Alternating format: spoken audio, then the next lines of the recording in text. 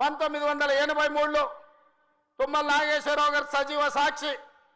ఆనాడు అన్న పెద్దలు నందమూరి తారక రామారావు గారు యువ న్యాయవాదిగా జగిత్యాలలో న్యాయవాది పదవిని బాధ్యత నిర్వహిస్తుంటే పిలిచి భుజం తట్టి నీకు ఎమ్మెల్యే టికెట్ ఇచ్చి నీకు ఎక్సైజ్ శాఖ మంత్రి ఇస్తే సంవత్సరం తిరిగే లోపలనే అన్న ఎన్టీఆర్ను వెన్నుపోటు పడిచి నాదెండ్ల భాస్కరరావుతోని జట్టు కట్టిన నువ్వు నాదెండ్ల భాస్కరరావు సోపతిని వదిలి కాంగ్రెస్ పార్టీలకు వచ్చి 40 సంవత్సరాలు పూర్తయింది.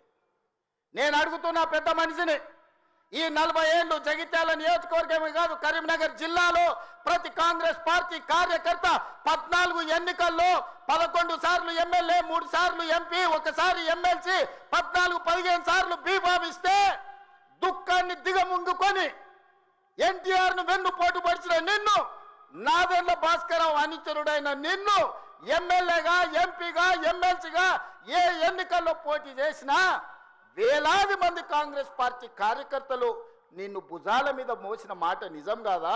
పల్లకిలో అసెంబ్లీకి పంపిన మాట నిజం కాదా? మిత్రులారా, 40 ఏళ్ళు నీ కోసం, నీ పదవి కోసం, నీ కుటుంబంలో జడ్పీటీసీ, ఎంపీపీ ఏ పదవి వచ్చినా నీ కుటుంబానికి ఇచ్చుకున్నా జగిత్యాల కాంగ్రెస్ పార్టీ కార్యకర్తలు మౌనంగా నీ కుటుంబానికి ఊడిగం చేసిన మాట నిజం కాదా? గ్రామంలో ఉన్నోడు గ్రామంలో ఉండాలి, మండలంలో ఉన్నోడు మండలంలో ఉండాలి, జిల్లాలో ఉన్నోడు నియోజకవర్గంలో ఉన్నోడు నియోజకవర్గంలో ఉండాలని పాపంది చేసింది నువ్వు కాదా? మొన్న నేను జగిత్యాల కార్యకర్తలను కలిస్తే ఒక్కొక్కరు తమ కష్టాలను మనసు విప్పి మాట్లాడుతుంటే నాకు ఆశ్చర్యపోయినా. గాంధీ భవన్ చూసి ఒక నాయకుడు చాలా సంవత్సరాల తర్వాత మెట్రోలో పోతుంటే గాంధీ భవన్ కనిపిస్తే ఆనందంతో కన్నీళ్లు గారిని ఆనంద బాష్పాలు గార్చిన మెట్రోలో నన్ను ఇట్లా గాంధీ భవన్ చూసిన మా నాయకుడు ఎన్నడూ నన్ను గాంధీ భవన్కు తీసుకుపోలేదని చెప్తుంటే నాకు నిజంగా మనసులో కలుక్కుమన్నది. ఇట్లాంటి కర్కోటకులైన నాయకులు ఉంటారా అని. నేను ఒక్కరిని కాంగ్రెస్లో చేరలేదు. అధికార పార్టీ లాలూచీకి లొంగనటువంటి వాడిని నేను ఒక్కరిని మాత్రం చెప్పంటున్నా. ప్రతిపక్ష నిలబడేది ఇస్తుందో నేను ముందు పోయినా చెప్పంటున్నాను. ఎన్టీ రామారావు ప్రభుత్వ హయాంలో ఏదైతుందో భాస్కర్రావు గారిని ఎప్పుడైతే మంత్రివర్గంకి తొలగింప చేయడం జరిగిందో, భాస్కర్రావు గారిని ఎప్పుడైతే మంత్రివర్గంకి తొలగింప చేయడం జరిగిందో నేను ఆనాడు ఏదైతుందో నా మంత్రి పదవి నేను రాజీనామా చేసిన. నన్ను తొలగించలే. నా మంత్రి పదవి రాజీనామా చేసేది ఇస్తుందో భాస్కర్రావు గారిని మంత్రివర్గంకి తొలగించడం ఏదైతుందో ఇది సరైన నిర్ణయం కాదు అని చెప్పని భాస్కర్రావు గారి పక్షం నిలబడ్డని చెప్పంటాను. నేను కాదే, కాంగ్రెస్ పార్టీ నిలబడ్డది, ఇందిరాగాంధీ నిలబడ్డది, కాంగ్రెస్ పార్టీ నిలబడ్డది.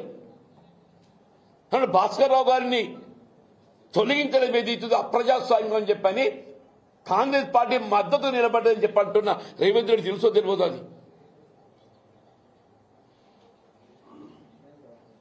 భాస్కర్రావు గారికి తదుపరి కాలంలో పార్లమెంట్ సభ్యుడికి అవకాశం కల్పించేది కాంగ్రెస్ పార్టీ. నాదెండ్ల భాస్కర్రావు గారికి తదుపరి కాలంలో పార్లమెంట్ సభ్య ఖమ్మంకి వెళ్ళేది అవకాశం కల్పించేది కాంగ్రెస్ పార్టీ. నేను చట్టాల గురించి మాట్లాడడం లేదు, రాజ్యాంగం గురించి మాట్లాడడం లేదు. రాజ్యాంగం గురించి మాట్లాడితే 84లో ఏదైతుందో అసలు పార్టీ ప్రేమలో చట్టమే లేదు. 84లో పార్టీ ప్రేమలో చట్టమే లేదు. పార్టీ ప్రేమలో చట్టం అమలుకి వచ్చింది ఎన్నడూ 85లో వచ్చింది రాజీవ్ గాంధీ గారు ప్రధానమంత్రి అయిన తర్వాత.